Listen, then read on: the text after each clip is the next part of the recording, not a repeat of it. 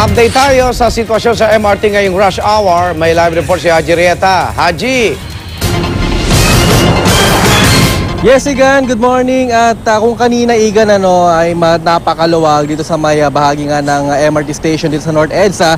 Ngayon, Igan, papakita lang natin, napakarami na ng mga pasahero ang talagang nagsidagsaan na dito nga sa MRT station. At yung mga nakusap natin kanina, Igan, ay galing pa raw ng Bulacan itong mga pasaherong ito. At bagaman inagahan nila ang pagpunta dito sa stasyon, ay talagang di raw nila maiwasan na marami silang nakakasabay. Kaya naman, gaya nga ng nakita nyo sa inyong mga telebisyon, ay napakahaba na ngayon ng pila. Bagaman dire-diretso naman itong pagpapapasok sa mga pasahero sa estasyon, ito nga sa MRT station nga sa North EDSA, ay hindi pa rin maiwasan itong napakahabang pila ng mga pasahero. Dahil na rin siguro, Igan, dahil Monday ngayon at rush hour at marami itong mga kababayan natin na talagang tumatangkilik nga sa MRT. Kaysa naman daw sumakay sila sa mga pampasaherong bus at mga public utility vehicle nga sa EDSA na talagang napaka-traffic. Igan, subukan natin na makapanayam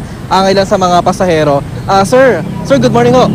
Sa GMA7, unang hiri, sir. Sir, pwede ho bang, ano po ba yung maaari yung solusyon para hindi ganito kahaba yung pila ho? Hindi ko masasabi.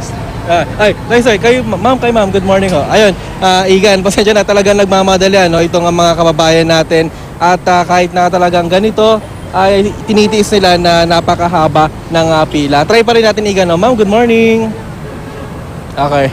Ayun po. At Igan, yung muna pinaka-latest mula dito, Igan. Maraming mahihain ngayon. Salamat, Haji Rieta.